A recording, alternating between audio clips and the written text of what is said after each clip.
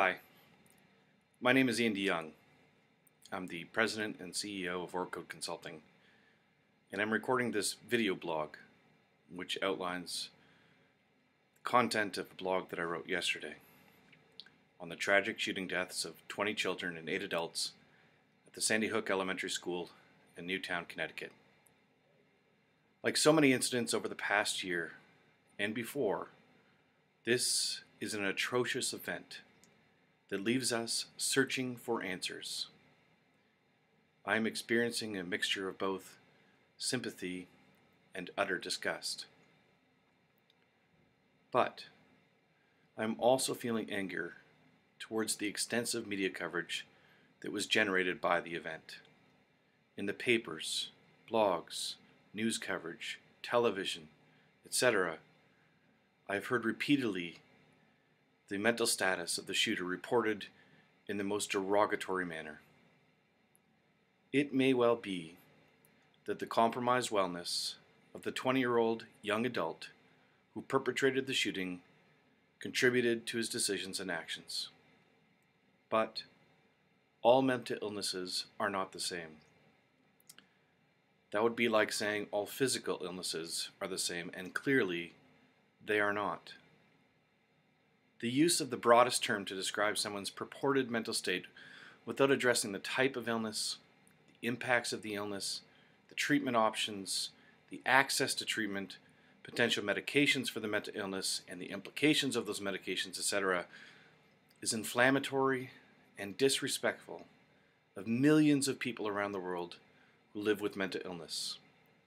It does not advance education about what mental illness is and how best to support individuals and families that are impacted by mental illness. This level of reporting and dialogue takes us backwards in our thinking and perceptions of mental illness. It reinforces and normalizes stigma. I live with a mental illness. It is depression. My experience with this illness has been a long and storied one. Given the stigma of mental illness, it took me years before I finally received the help that I needed. Since getting the help that I needed, my life has been improving by all measures that are important, and my relationship with loved ones, and indeed myself, has improved greatly. For the most part, I feel well on most days. I'm experiencing many of the same feelings that people who do not live with a mental illness have been experiencing. I'm shocked. I'm distraught. I feel an intense love and renewed sense of protection of my own children. I'm in disbelief that someone, anyone, could harm children, teachers, and their own mother. Working in the realm of social policy and planning, mental illness emerges in a range of circumstances across the entire spectrum, from wellness to illness. The stigma the clients of programs experience is, at times, overwhelming. As human service professionals, we promote the need to get mental illness out of the shadows and into the light. We promote dignity and empowerment. We speak a language of wellness.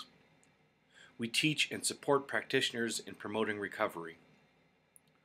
We want people who have lived experience with a mental illness to educate others about all aspects of his or her person.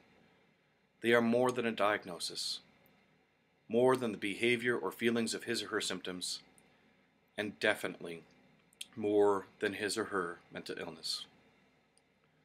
When mental illness is talked about in a sweeping sense, rather than a specific sense, it is a slap in the face to the work in progress over recent years to respect the experience of people with compromised mental wellness.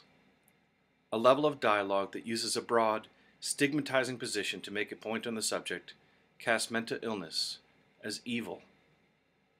Let's consider the facts. Yes, people with a severe mental illness are in a state where the probability of violence is higher than people who do not have a severe mental illness. This is true most specifically of those individuals that have untreated symptoms of schizophrenia with psychosis, major depression, and bipolar mood disorder. Studies in peer-reviewed journals in psychiatry, however, demonstrate some clear facts. Mental illness is not a major contributor to violence in any community.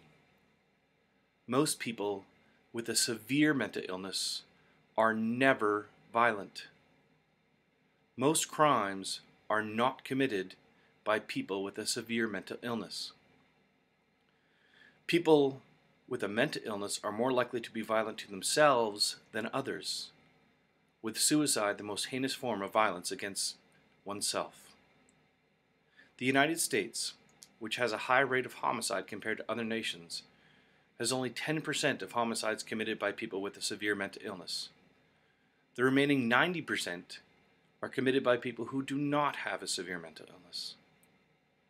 People with a mental illness, including those with a severe mental illness, are more likely to be a victim of violence rather than a perpetrator of violence. Negative portrayals of mental illness that were reported today by mainstream and social media enhances the stigma and may discourage people from seeking help to treat their mental illness. They have heard, once again, that having a mental illness makes them a deviant person, or, based on the horror today at Sandy Hook, a child killer.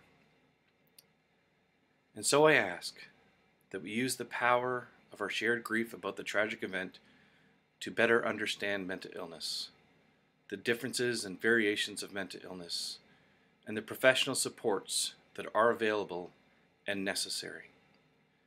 We can create an inclusive society where the stigma of mental illness no longer exists.